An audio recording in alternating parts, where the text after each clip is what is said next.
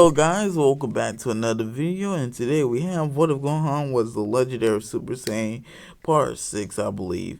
Anyways, before we start, don't forget to like, comment, and subscribe, and most importantly, enjoy. Now, shall we get started? Like in canon at the start of Battle of Guards basically remains the same, with Beerus still having his premonition about the Super Saiyan God, and eventually heading to King Kai's planet. Yeah.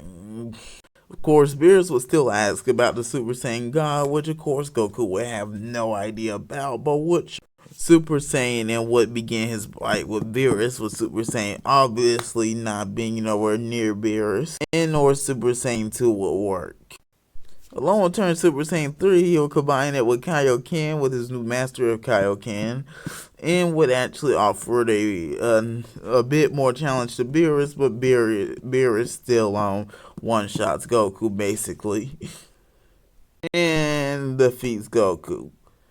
And it makes his way back to Earth. The only difference will be here Goku is still dead, so where he does still meet Vegeta, and all hijinks ensues from here. That all basically remains as in canon. And Beerus has a great time for much longer since no Majin Buu to be revived, so that's great. But eventually we'll get bored and would ask about Super Saiyan God. Of course, no one there would know it either, and so a fight would break out.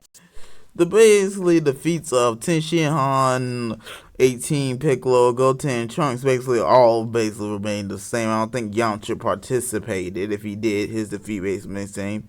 Except for no Goten, since Goten and Trunks didn't learn it. Although Goten is stronger but wouldn't offer any challenge to Beerus, so that's about it. Also Trunks was still no challenge.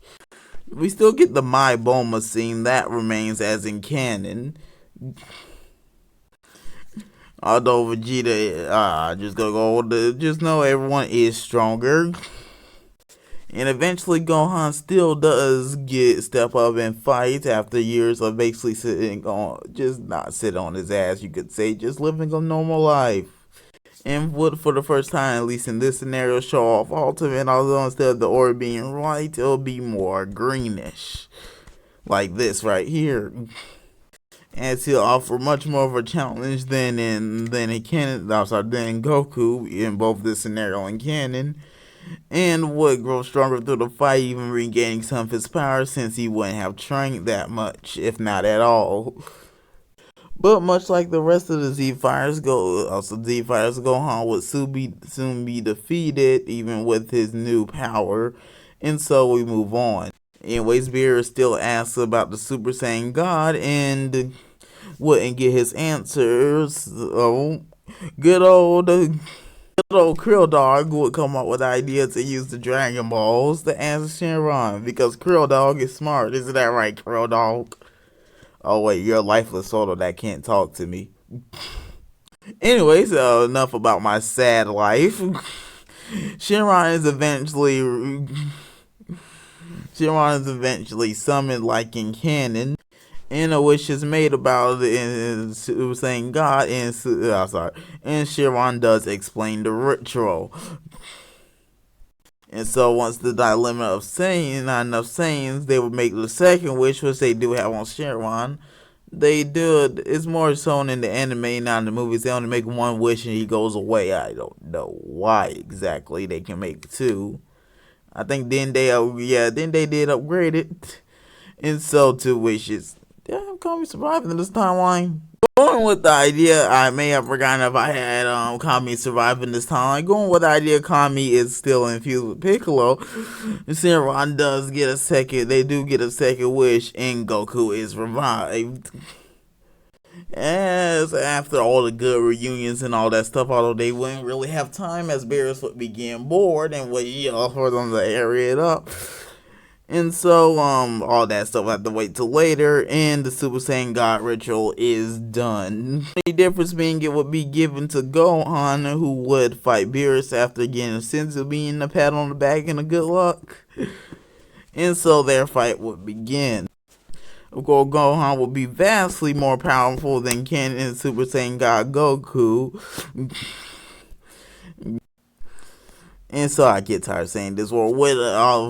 I'll just use it another way. Would be a lot more fun with Beerus and Gohan regaining all of his previously lost strength. If you want to call bullshit on that, I remind you he did against Piccolo. Again, continue on.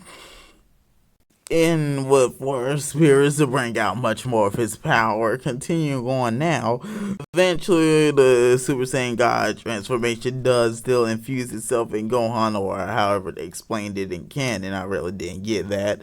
And he does turn Ultimate instead of Super Saiyan, and the battle does continue on.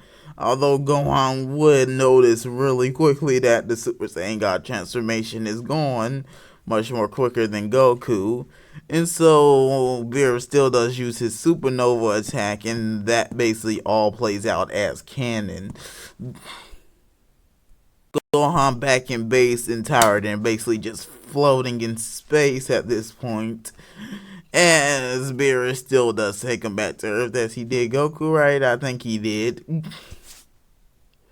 On changes in this fight really being that Gohan doesn't say the whole thing about not wanting this power from others, like Goku and canon.